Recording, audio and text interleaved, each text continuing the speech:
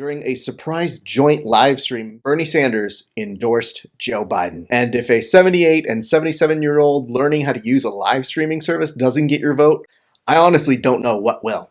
And to thank him, Joe Biden gave him a kiss on his windswept hair. And to make things even more interesting, Bernie Sanders' top spokesperson said that she is not going to endorse Joe Biden, which oddly is kind of a turn on for him. So there you have it. Your presidential race, all nicely packed and tightened up. One old white guy giving way to another old white guy to take on the incumbent old white guy. Same as it ever was. But you know what's not old? This show. You're watching Early Late.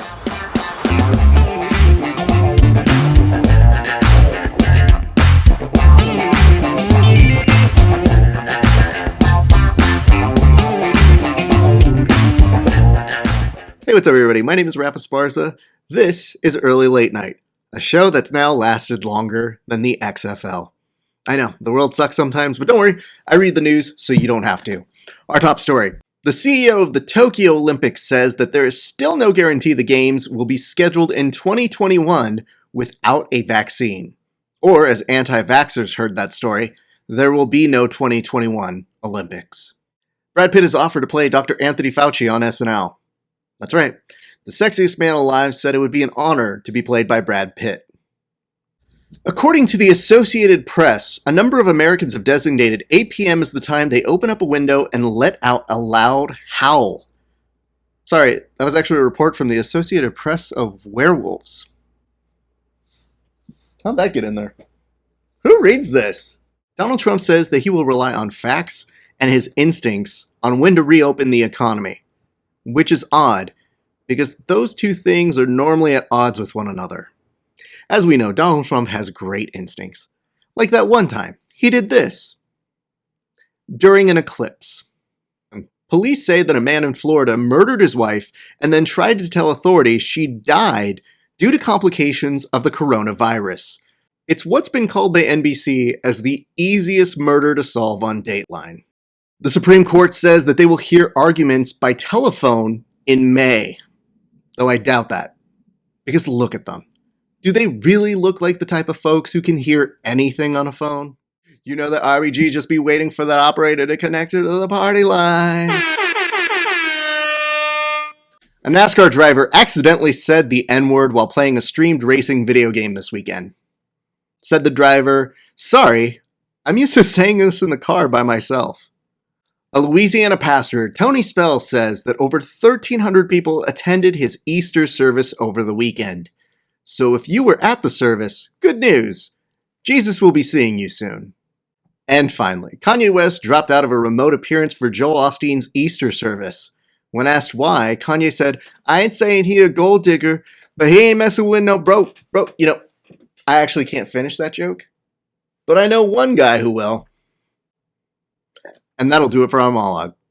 Let's do the walkover. Oh, well, why don't we go ahead and start the show by saying a very special happy birthday. Happy birthday to David Letterman. That's right. David Letterman is born on April 12th, and this is the first show that we've done since then.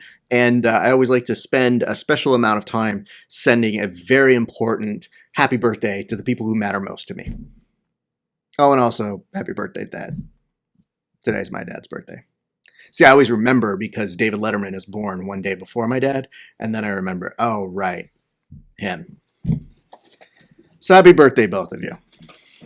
But more David Letterman. Anyway, we got a great show lined up for you guys today. So, I don't know if you guys are paying attention, but there's a lot of things going on in this world. And one of the things that's so interesting is they're doing a lot of things with old buildings. And we were lucky enough to get one of our reporters, one of our correspondents, to tell you a little bit about one of those makeshift hospitals that they're using from old buildings. Why don't we jump to that right now? Hey everybody, in Riverside, California, an old Sears is being converted into a temporary hospital to help support the fight against the coronavirus. And right now we're going to go to our senior health and safety correspondent, Alex, in the field. Alex, what can you tell us is going on? Thank you, Raph. The coronavirus is not the only virus to be sweeping the nation. The virus of online shopping has already hit the USA, which is what caused this Sears location to close for good. Where I once purchased a brand new queen-size high-quality bed from Hawthorne Collections, there are now 125 much less comfortable hospital beds. Oh, so you're familiar with this particular Sears? Yes, Raph, intimately familiar. I live 2 blocks away, so I actually used to come here a lot. Okay, so things must be pretty different out there right now. So different. I mean, where am I supposed to go when I need to pick up a quick Nespresso machine?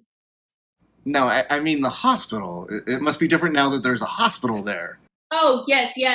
Very different, I would assume.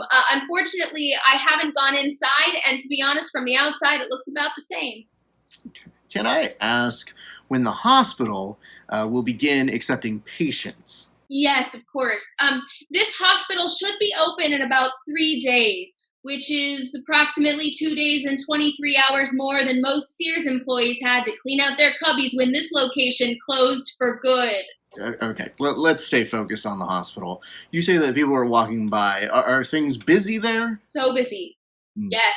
Hundreds of people walking by, coming and going with big pieces of equipment. It reminds me of back in the day, in the 80s, when there used to be a big furniture sale at Sears. There would be swarms of happy customers here in the parking lot. Alex, I don't care about Sears. Of course you don't care about Sears, Raph. Yeah, ever since the Kmart merger, things got a little dicey. People lost faith in the brand. But Jesus, it's not a Big Lots, it's a Sears. Okay, Alex, enough about Sears. There is a crisis going on. Nobody wants to know how Sears had to scale down the number of operating stores to just 182 of them. 181 operating locations, Raph. 181. Alex, we want to know about the hospital that's being built to save lives. I'm sorry. You're right. My Easter family Zoom call got really confrontational, and now I'm feeling really sensitive. And things are just weird, Raph. Things are weird and not normal at all. Okay? Guess I'm just longing for a simpler time. A time before Donald Trump and the coronavirus. A time when families didn't have to put on gloves and masks every time they just want to go outside and go to Sears to buy a new Lazy Boy or something. Come on, Raph. Okay, well, I'm sorry. Yeah, I think we can actually all relate to that. Thank you. And to be honest with you, I'm not actually at this Sears, so I don't know much about what's going on. This is a virtual background. Have you seen those on Zoom? You can put yourself anywhere. Okay, Alex, I think that's going to be enough. Wait. Look! I'm at the beach. I'm getting a tan. So hot out here. Okay, thank you very much for that enlightening report. We'll be right back. I'm relaxing. Our special thanks to Alex for that amazing report. We're going to keep the party going here. We're now going to go and transition to an interview with our good friend, Johnny Roque. Hey, what's up, everybody? Again, the quarantine, it sucks, but it doesn't suck catching up with old friends. And here's a young man who I saw as a comic do our show a long time ago when we were doing the live version of our show. And then I saw him actually come to my gym. He was training with us for a little bit, and I thought that was pretty dope. And now he's gotten into great shape. He's been doing a lot of different things. He also does his own show called Here's Some News. And I think this kid's really nice. It's been always good to talk to him, and I really... again, I'm going to make the most out of this stupid coronavirus. So today, we're going to catch up with my friend, Johnny Roque. Johnny, how are you doing, sir? Hey, I'm doing good, Rep. How's everything with you, man? Not too bad. I mean, we're all stuck here trying to make the best of whatever this thing is. So, other than that, it's not the worst, I guess. Definitely not. I don't understand how people are getting fatter in quarantine. I mean, I can definitely understand it because we're at a point now where my grocery clerks are giving me that stare that's kind of like, hey, bro, every meal's a cheat meal. I totally get it now. I think people are panic eating. Like, people are getting their stuff and eating comfort food overly. Have you I'm a vegan, my comfort food is low. So wait a minute. What is your comfort food though? As a vegan, looking at other food, looking at actual food. So I didn't know you went vegan. When did the vegan thing happen? 2 years ago. 2 years ago, I did it for a New Year's resolution, and then I kept with it. My body just adapted. My body was just like, oh yeah, all that stuff you're eating, it was killing you. Oh. We don't like it. I'm so happy to hear that, dude, because I'm looking at you and you look good, man. I mean, not that you didn't look good before, but like clearly, you lost some weight, you look happy, you look healthy, all that sort of good jazz, man. Well, I'm back now at my high school weight. I wish I could go back to jiu-jitsu with you guys again. Because like when I was doing jiu-jitsu with you guys, I was 230. I was like 210, maybe like 200. And like I know I wasn't as physically adapt to do it. So why did you feel now? Because here's the thing, jiu-jitsu's for everybody, bud. Because now I'm more at a competitive level. I'm definitely more at a like. I feel like I'm more straggly. My body is way more bendable. Like when I was doing jiu-jitsu when I was younger as a kid, that's how I would do it. Like my arms would just be able to like bend out of moves, bend out of like grips.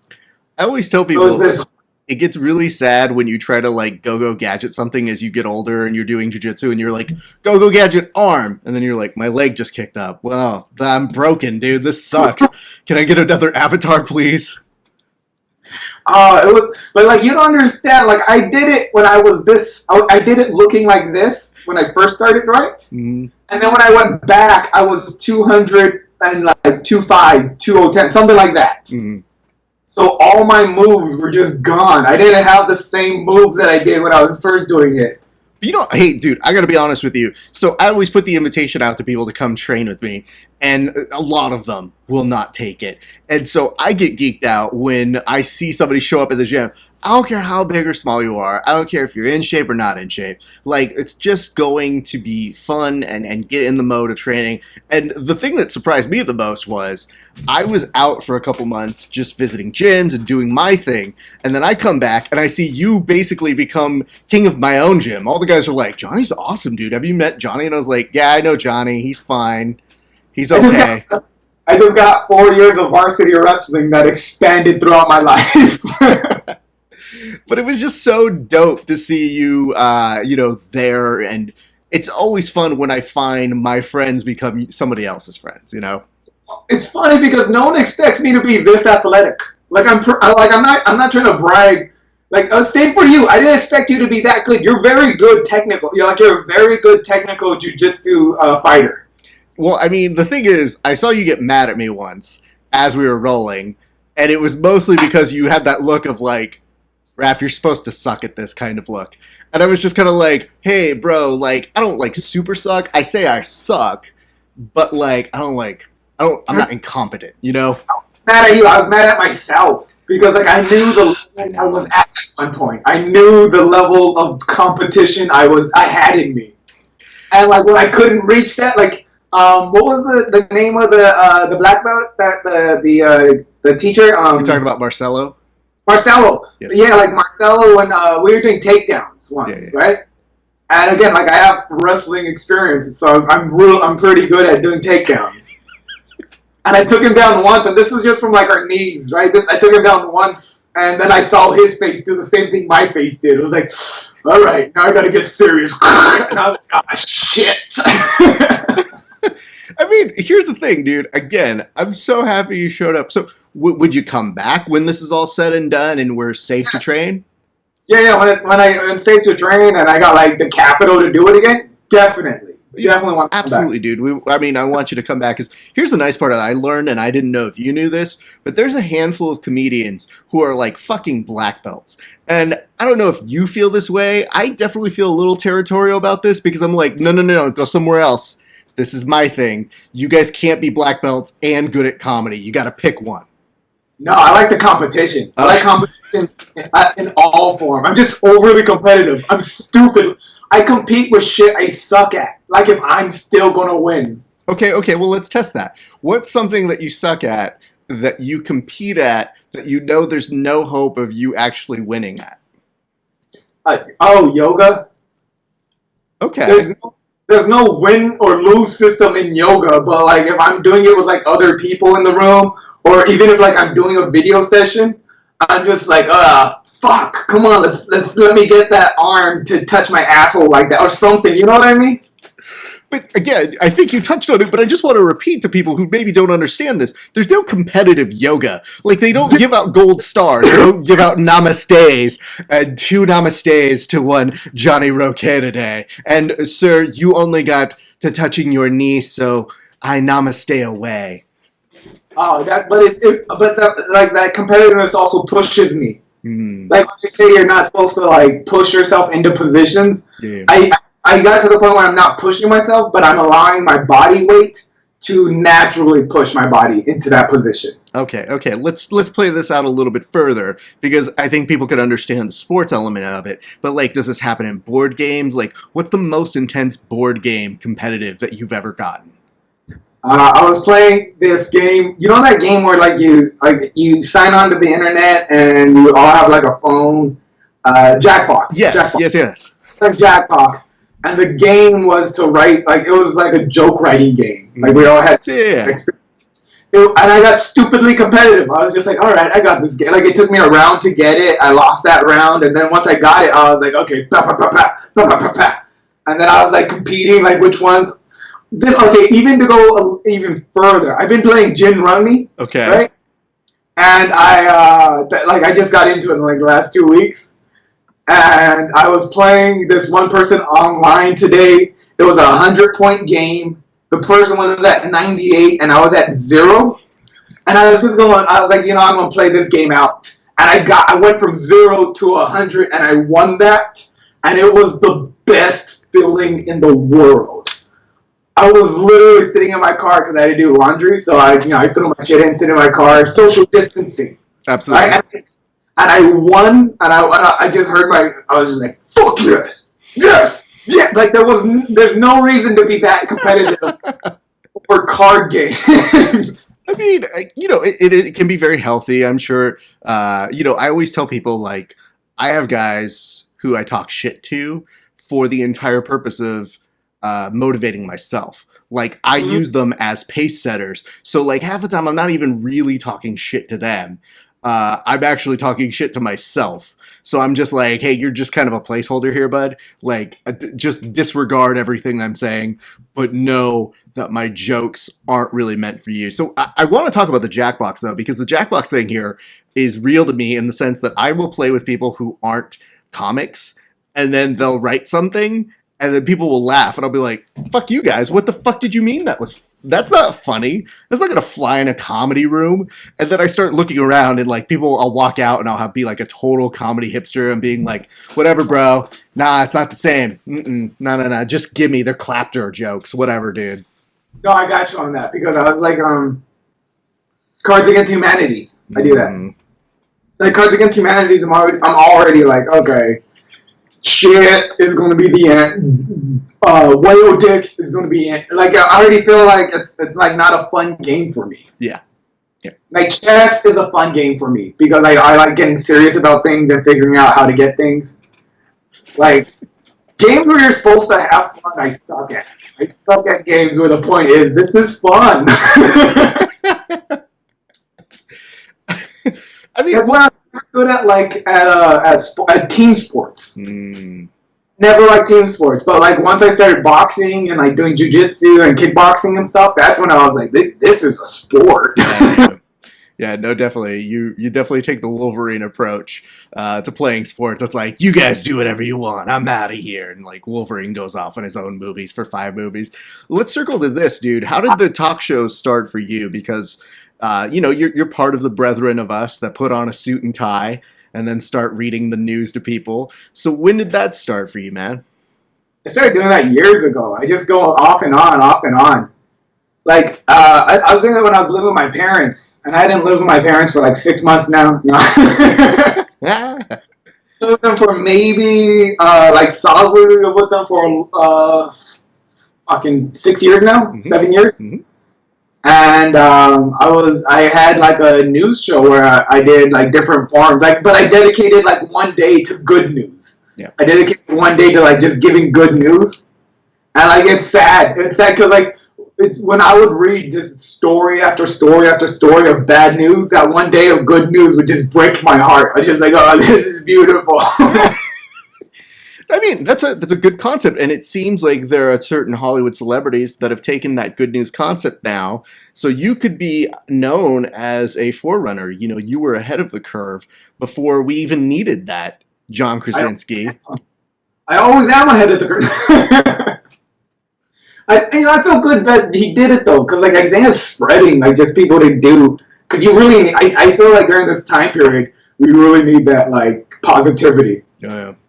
People say like positivity is bullshit, especially if it's overly positive. And I'm like, not at this moment, not right now. Yeah, I've definitely found myself watching a lot more dog videos. And then if my wife is watching a dog video, I'm like, whoa, I didn't see that. I was looking over at your phone. Bring that to me. I want to see how it ends. You know, and she's just like, he got the bone. I was like, I need to see it, babe. You need it. You need that like good feeling in you. Yep. Or else it's scary. It does like start to like the room starts to like close in and just like, oh shit, Black Plague 2020. But like, let's talk about this, because the concept of doing this can be doom and gloom for us as writers. Because I know there are days when I know I've got to have a joke, but I'm reading the news and I'm like, fuck this. I don't want to do a monologue today. No, actually, I like this because of that. Like, I like writing dark jokes, and I like writing jokes that like people aren't supposed to laugh at. So, like, when I write the joke, I'm just always like, oh, this is really good. And then it's hinted in truth, and then there's this part where like you can't deny it, because that's what I like about like the things you can't deny what's happening. Yeah. There's no denial of anything. But the reality of the situation is that there's a piece that can be funny somewhere. Mm. Like if you dig into it, you can do a pun. You could do a play on words. You could do a twist punch. Like there's different things that you can do that makes the news funny. Absolutely. It's like joke writing to the 10th degree. Absolutely. Has that helped you keep sane during this process? Because I know you've done a couple with the coronavirus. Like, what have you done to try and keep normal in this whole ordeal? Honestly, the whole ordeal isn't that abnormal to me. The exception of not being able to do stand-up, which is like my first wife. I can't see her anymore. That's the saddest part. Wait, what experience are you coming out with a first wife? I've been doing stand-up since I was 18. And like I only went to college because my mom wanted me to graduate. That's the only reason I went to college. I get this personification of stand-up in my head, joining you at a restaurant and doesn't really want to see you. It's just kind of like, so, how are things? Who are you seeing now? Would both be. I'm seeing writing. Writing is good, but it's not you. It's not you.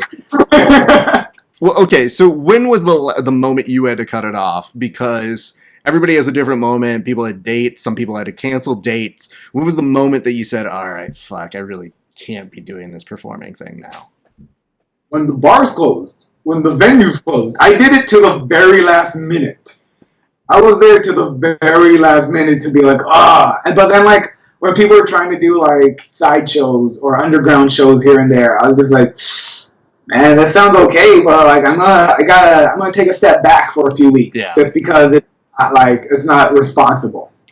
Because there's 22,000 dead people. Of course you can't do shit. Like with those numbers racked up, it's like I'm gonna fucking sit this out. Yeah. I just because this is the easiest part. This is the easiest part. Surviving. If we survive after this, we're good. Like we have like a new plan. Like it's like me and Martin Rizzo. We've been talking about how it's like a Thanos snap. How like everything just kind of got reset for a minute. Sure. Like everybody had to like take 3 steps back and be like, this is where we are. God. I've always thought about this because I've thought about the element of like everybody talks about Thanos and the snap. And it made me think, like, if Thanos was in our reality and saw that Trump killed a whole bunch of people with inactivity, he would have been like, what the fuck was I doing? Holy shit. I should have just let this thing play out. It would have taken care of itself. No, because, like, Thanos had a plan, at least. Trump has no plan. He's blaming people for 2 steps he should have done 3 steps ago. I've been learning that I think Trump actually plays... like his version of a board game or some kind of weird charades game where he doesn't know how he's going to blame somebody, but he's kind of like, it's like his improv is like, give me a noun, a verb, and a setting. And people are like, right here, fake newsing, and maybe in New York. Okay, I've got it. See, here's the thing. The way it's working right now is right here, also in New York City, your fake newsing is killing people. And it's like, how the fuck did he blame us for his job? I don't get it. It's like, I feel like if we were playing Monopoly with Trump, somehow he would try to convince us we owe him rent money. Like, he's not even playing in the game and then just came in. He's like, I own Boardwalk. Everybody knows that. It's like, dude, you don't even have a piece on the board. He wouldn't even own Boardwalk. He'd get the slums, He'd get the ones that you get right when you cross go, right? Right. Then he'd up the rent illegally. You're like, you can't do that in this game. Like, the rent on this property is $10,000 now. Yeah, you get the like community chest, and he's like, "There's no more community chest cards. I took them all because I need to have them." So he'd add community chest. He'd be like, "Oh, you mean socialism chest?" It's socialism chest. Okay, you know what it's called. So again, okay. So we talked about when it happened for you. Obviously, you get to do some of these shows, which keeps you sane. What have you been doing also to help keep you level? Because we talk a lot about, mental health and things that keep us, like this when the world is trying to make us go like this. Well, like before all this, I was doing my podcast, which is called Get Healthy. And that's because, like, I lost a bunch of weight. But, like, within that, I didn't just lose weight. Like, I found internal spiritual self, which is something that's like grabbing onto anything externally. It's like things that I've learned throughout my life and grounding myself. That's what I like. Anybody that asks me how I lost weight, because it's like, if nobody knows this by looking at me, but I used to be like 230 pounds happily. So it wasn't like the weight showed on you. When you're a fat, happy person, you don't look that fat. Mm-hmm. All right, if you're sad and fat, you look super fat. You gotta fucking put a smile on, distract that shit. Well, see, you do that version. I do this version. When I was a kid, people used to ask me, they're like, well, why did you call that person fat? That's not nice. And I was like, oh, I only call people who are being fat, so therefore it's okay. People who are nice, who are fat, they're just jolly. So it's not the same. No, it's not. Like, when you see someone who's fat and happy, you're just like, let's get them a hamburger. See someone who's fat and happy, you're like, you should go for a walk. Jim loves hamburgers. We should get him one. I got him two, just in case he gets here.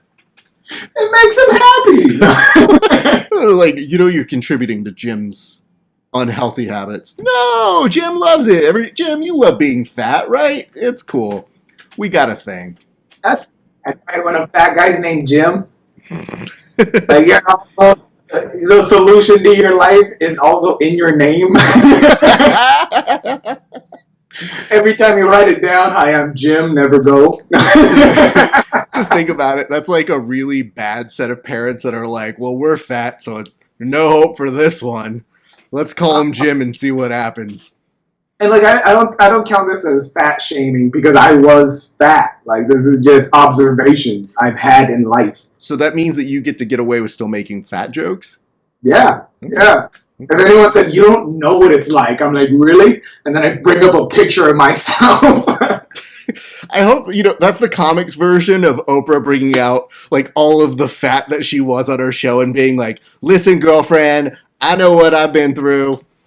You know what would impress me more? If Oprah brought out all the pictures she had when she was poor. That's what I want to see. I want to see Oprah bring, like, this is me eating microwave dinners at 24. I'm like, goddamn right, Oprah.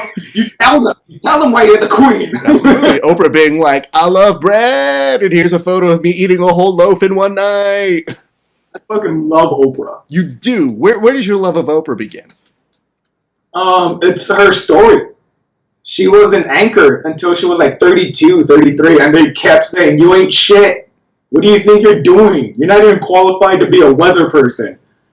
And then she was like, really? I'm going to start a book club so y'all can suck my dick. And then she did. I'm got a book club that's way more famous than your shitty channel. Wouldn't I love Oprah that takes it to the streets? Because the part of me is like, Oprah, you were in Chicago. There's a side that I'm sure only Gail gets to see. So bring that side out a little bit more because we could use it here and there. I think that like that side of like Oprah being from Chicago and then Oprah going to like a professional news anchor woman is why she's so successful. Because there's a point when like you have to like the street in you comes out and you're just like, nah, no, I'm not getting that. No.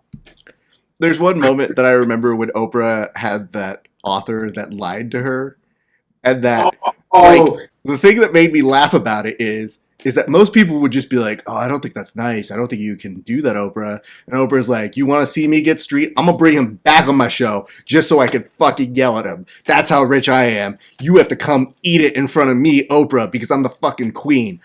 Bitch. No, I love that because Oprah understands brand. Yeah, Oprah understands branding. Oh, I brought some guy onto my show. Oh, no, he lied to all my friends. Come back here. Come on, brother. Is that your mouth? And then I discovered that like you have to have a spiritual grounding so that like when you're trying to figure out yourself, you know where you're coming from. And then like it took me a while to get like mentally straight because like I had to like find out like holy shit, a lot of like my bad habits start with my mentalness. My mentalness, that's not even a word, but you know what I'm saying. You know, sometimes things are so positive that you get the general gist of it and you go, yeah, okay, that's 90% true. Good for him. People get that. Yeah. But to be fair, okay, so how old are you right now? 32. 32. Got news for you, kid. Been at 32.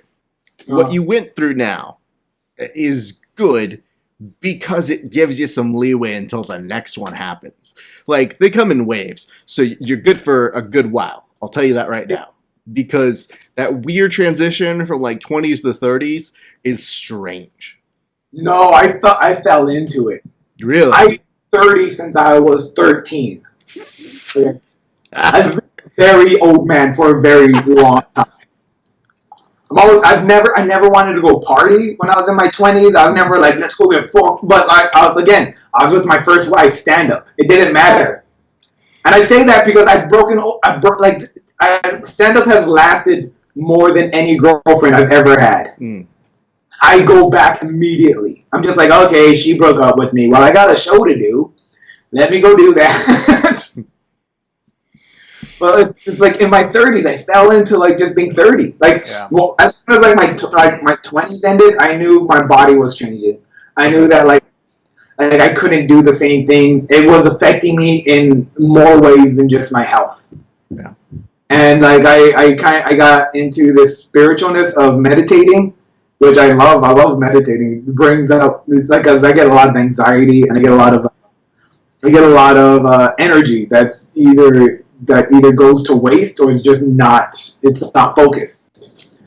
And I figured that like when I meditate, it's really focusing out like all the things that aren't going to be productive to me on that day. That's so funny. You know, it's so strange is, so I famously remember bringing you on where it was like our show and there was two other jiu-jitsu guys. And to me, I just thought like, this is a great grab bag for me. And the featured comic who was new, also the magician, all did jiu-jitsu and you. And the thing about the featured guy who was just starting off, Joey House, the funniest part about him is he has gone down that route. So he was trying to get me to do meditation and all that sort of stuff. And I can kind of like do like the intro to it. You know what I mean? Like just because jiu-jitsu teaches you got to breathe a little bit. And the reason he does the breathing and the meditation is as a mechanism for when you do an ice bath. Now these ice baths are supposed to be very healing and very helpful. And I was telling him, I was like, bro, I don't know how long I'm going to last in there. I'll be either in there for a day or like 1 second. There's no in between, you know? Yeah. But the way that you are able to do it is there's a huge mental component that he went through. And I told him, I'm like, I can do it for just this long before my brain starts going, gotta write the monologue, gotta go to the store, Man, I need to edit that video. Shit, I can't meditate. I got to go somewhere else. Like, how is it that you're able to channel that direction? Because it's similar to running, where you've got to have a focus and be able to stay there. No, I don't feel that way. I don't feel like that's how you're supposed to practice it. Like I do when I'm on like a normal meditation schedule, I'm doing 5 minutes, like 5 minutes a day in the morning. Just sit there, cross my legs, and try to like blank out my mind. Just try to, and everything that would come up to the top, I go with it to an extent, and then when I'm done, I remind myself that's not the time for this. That will come in another time. This is my time to have nothing be in my frustrations. This is my time to be centered and be with me and enjoy my being. Like, that's what I'm enjoying. I'm enjoying being alive. Like, I'm enjoying that at this moment, my brain is functioning, and at this moment, I am breathing and nothing can touch me. And that's how, like, I kind of, like, blank out my brain. Like, I think of, like, a white piece of paper if I can't. I think of, like, a white piece of paper, and I just kind of, like, zoom into it so that it covers up everything that I'm thinking about. But it takes a minute. Like, yesterday I did a 30-minute meditation because I've just been, like, very edgy. Just because I haven't had any outlets of any sorts. Yeah. So, like, 30 minutes, and when I was done, I just felt good. I felt like, oh, man. That's awesome. That's a stress relief that I needed. Dude, that's such a great relief to hear. Because, like I said, I know how hard it is to do. And especially under these circumstances, a lot of people feel claustrophobic. And if you have a form of anxiety, when you can't go out, you can't be physical, you can't do your job, you can't go to a club, you know, all the things that you're skilled at, you feel like get kind of stripped from you. And so you can do them, but you really can't do them to the extent that you would like to do them at. So I think that's a really good outlet for what we're going through right now. Also, I feel like anxiety is heavily fear-based. Mm-hmm. Like, anxiety is action plus fear plus inadequacy. Mm-hmm. So like, especially when I'm thinking about something that I have to do and I'm afraid that I can't handle it, and then I'm afraid that if I don't have enough resources to handle it, that it's not going to be done properly or I'm going to fail. Yeah. That's when my anxiety kind of just builds up, and I'm just like, oh, shit. And sometimes anxiety is good. Like, you get stuff done immediately. College papers, all anxiety-driven and written. But, like, in life, like, when you're at the supermarket and you have that anxiety of, like, I got to get out of here. I've been in the store for 20 minutes. I got to go home and work on these things. Yeah. Like, that's like your internal fight or flight coming in. Like, I got these things to do, and I can fight and do this if I do this. Like, if your flight kicks in, you don't have any anxiety. If you're like, I got all these things to do, okay, well, I go do other things. Yeah. That's like flight kicking in to be like, I don't need to do that shit right now. When you actually have to. Like, you're not confronting the things you actually have to do. Absolutely. So it's weird that I'm barely discovering this now. Like, I'm discovering it, and I was like, man, if I knew this shit when I was a fucking teenager, life would have been different. Yeah, I mean, but I've always been of the mentality that sometimes those things that provide both the foundation of who we become, and more importantly, as much as we have roadblocks because of those things, they also become the things that help us as protectors. You know, they become the bullets that bounce off of you because you're just like, fuck you, kid. Like, that's why the beautiful part about, for me, I learned very quickly, I can self-criticize myself more than any audience member. So, like, if I see somebody and I see that there's a valid criticism and they're just a troll, I'd be like, oh, that's actually true. Like, I don't care. But was it funny? Like, if it's funny, I'm in. If it's not funny, then you could fuck off. You don't really do me any good. So I learned very quickly to build up that wall. I could never have had that if I didn't learn how to manage that over the years, because as a performer, you hope, like, do you guys like it? Is it good? Oh, okay, cool. And now I'm just like, I don't care. I put it out. If you like it, cool. And hopefully it does well. But I know when I put something out, I've done a good job and that I am proud of what it is that I do. And it's not that I'm blind to things. It's just like, all right, I worked on myself for long enough. So I have a pretty good idea how that went. It's also like, what can you do at that moment? Yeah. Like, the moment's passed. Like, whenever I get criticism or people talk anything or, like, have a weird comment on my Facebook or anything, I'm just like, oh, okay. Thanks for watching. Thanks for listening. Thank you for your comment. I appreciate that. Because, like, no one has to do anything. So as long as like they're reading and watching my stuff, if they don't agree with it and they want to like combat me for it, yeah, I'm not gonna fight back half the time. Half the time, I'm just like, oh, thank you for your opinion. No, I feel thank you for feeling that way. The unfortunate thing that we found on the podcast is that when people, we'll put out memes and they'll have a strong opinion one way and they'll put that meme out. And then I look at them and I'm like, well, thank you for giving us more content to talk about on Tuesday. So, hey, dummy, good news for you. You're going to be prominently discussed, and that's going to give you the attention you want. And more importantly, it's going to allow all of us who are in on the joke to laugh at you. So, congrats, you're a dummy. And yay us. Congrats on being a dummy. That should take an award every time. Don't worry, I'll merch that into a shirt at some point. Just so I can hang it over people's heads. Johnny, let's ask this as we start to round a third. We're at a place now where you could provide some advice to the civilians who are going through some hard times. So having said all that, what is your best advice for people right now? Plan 3 months in ahead. Right now, just sit down, get your calendar out, get a piece of paper, plan 3 months in ahead. Because after right now, your life is going to be different. And you have to be prepared for that because this is the easy part of the difference. Mm-hmm. This is the easy part of like, hey, sit down, calm, breathe, sit on your hands, work out, do whatever you need to do. But like once life reopens up again, make sure that you're going to be in a better position. Make sure that like the position you're in isn't going to be the position you're stuck in. And that makes it a possibility to go on to the next day without having any interruption because your next day is just continuing to the plan of 3 months from now. So, okay, well, tomorrow I can't do anything, but I can prepare by doing a tutorial class for Dreamweaver on YouTube because in 3 months from now, I'm not going to be doing the same shit job that I had. Or like tomorrow I got to go running because I want to do a marathon once I'm able to do it again.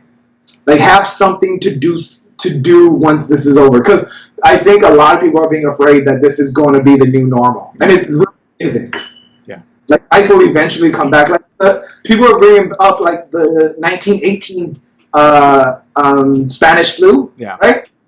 But you can't forget that the 1920s was the most celebrated time in like U.S. history as people were enjoying their lives again.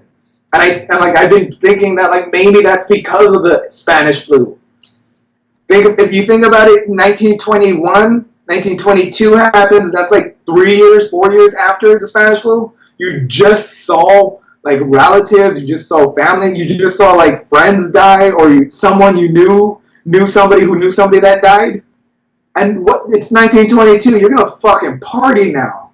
Like so, like right now, 2020. We got like 2 to 3 years before we're able to party again. And so just be prepared for that. Like it's like the really good times are ahead of us. But like right now, this horrible moment in our history is what it is.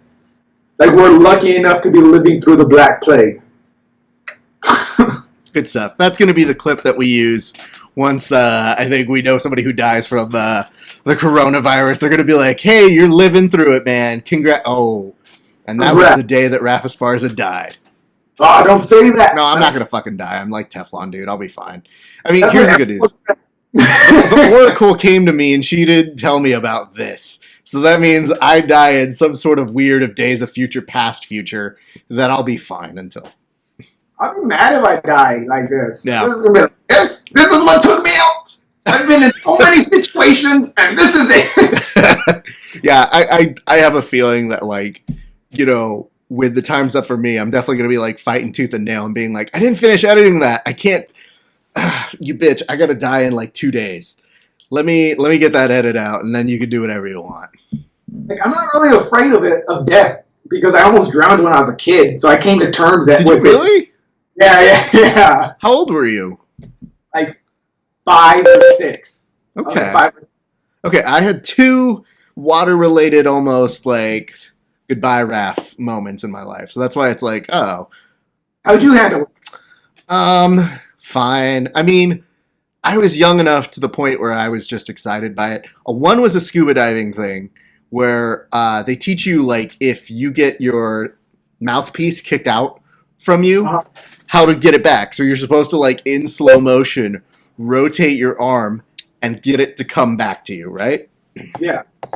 While I'm scuba diving, one of my friends, I motion for him to go ahead, and they say, like, don't worry, nobody's ever going to be left back.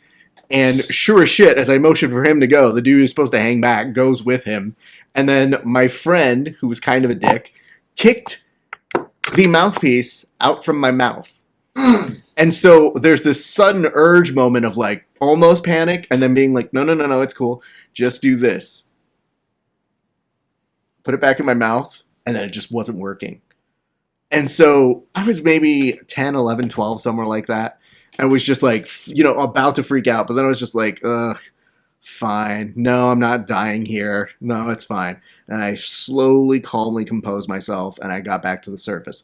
First thing I do to my friend is I was like, dude, why did you kick me? And then why did you leave? And he was like, I didn't kick you. I was like, bro, it's one thing to say, like, hey, I'm sorry. Did I kick you? Like, no problem. I didn't kick myself to lose this.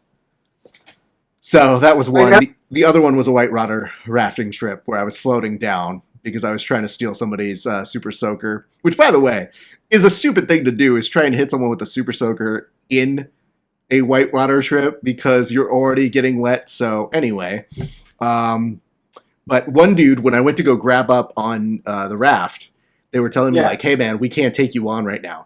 And literally, I don't know if you've seen the movie A Christmas Story where he, like, pushes him off and he slides back down. He essentially did that to me on the raft. Then I start floating down, being like, "Okay, cool, thanks, guys. I'm going to die now." And, like, I grab a branch, and I lived on this branch, and that was how I didn't die. Oh, man. You handled it way better than I did. Again, much like you, I was also an old soul. So when I was 8, they said I already had, like, a briefcase in hand. So as a result, I just literally was holding onto this branch, being like, so y'all coming to get me? Because that'd be cool. I think I was 6. I think I was 6 when I did it, when I almost drowned. Because I was living in my new in El Monte. Mm-hmm. And the lifeguard didn't pay attention. I did not swim. So I was, like, hopping my head above the water. And when I got to the deep end, I couldn't hop high enough. And I couldn't walk back to the shallow end. So I didn't panic. I sat there with my legs crossed. And I was just like, we all gotta die someday. I guess today's mine. And I just sat there. And I was like, ah. And then my dad picked me up out of the water. And I remember crying. I remember just, oh no. Well, the important thing is we were both meant to live so that we can continue doing fun things like this, entertaining audiences. And this young man over here continues to do good things. You can see him on his show. Here's some good news. What's some other shit you want to plug? Open floor, sir. You can follow me on YouTube. Best way, Roque Johnny. Instagram, same thing. ROQUEJOHNNY. And Facebook. I do a lot of things on Facebook too. But yeah, that's where I mostly post shit. It's very funny. This young man, he tells a good yarn. So I'm very happy to see him do good things. And I look forward to getting to train with you, dude. When this is all said and done, I look forward to beating the crap out of you again. And I think it'll be fun. Are you serious? You're slow ass? I'm so fast. I know you're technical, but you can't touch me if we do touchdown. I mean, here's the good news, kid. First of all, if you remember correctly, I'm not talking shit to you, but now I might. Yeah, you can do whatever you want. I just like the idea that you're going to be banking off the best wrestling that 20 years ago had to afford you. So that's really something I'm afraid of now. Oh, look at these sharp ass shoulders. These are going into people's pelvises day one. Here's what you're going to forget. Now that you're light, you have the opposite problem, which is now I can just powerbomb you wherever I want. You're that low on the weight scale that now I don't have to worry. The opposite side is now true. That's what all jiu-jitsu guys think. But, like, again, I'm a wrestler. I know how to, like, weight myself down. That's what everyone told me when I was doing jiu-jitsu at VMAC. Yeah. They were just like, oh, you got, like, a lot of good weight control. And I was like, I know. I know how to, like, all my weight on one hip. I know how to put all my weight I know. You have most people on their first day or, whenever they're coming back to train, they don't, like, act as surly to you, where, but you're definitely like, I know better, shut up, it's fine. Yeah, I know what I'm doing, give me a minute, take some time to get back. But see, dude, I was tapping out 30-year-olds when I was fucking 14. Of course I was mad I was in that shape. I'm just so happy that now you've reverted back to Al Bundy days. Here's the thing. I want to make sure that we see you, because I'm giving you the hope. I'm giving you the light at the end of the tunnel. And I'm very excited that, again, when it's all said and done, we'll get you to training. We'll put back life to normal. And, we'll catch up on good times, my friend. Oh, I can't wait. It's going to be so much fun. All right. Ladies and gentlemen, Johnny Roque, everybody. Thank you for having me, man. And you know what, guys? That's going to do it for us here at Early Late Night. If you like the show, give us a share. If you love the show, maybe give us a subscription on YouTube. And if you love us even more than that, tell a friend. Speak the gospel. Do all that sort of stuff. It really helps us, and we truly, truly appreciate it. And hey, let's start this week off right. It's been a great day for laughter here at Early Late Night. That's not a thing you should say. I know. It's been a great day for laughter. We've enjoyed many things here. No, we've had a good time, and I hope that you did too. On behalf of all of us here at Early Late Night, good night, and be safe. Good night for laughter. Come on, Rap. You're better than that. Have a good one.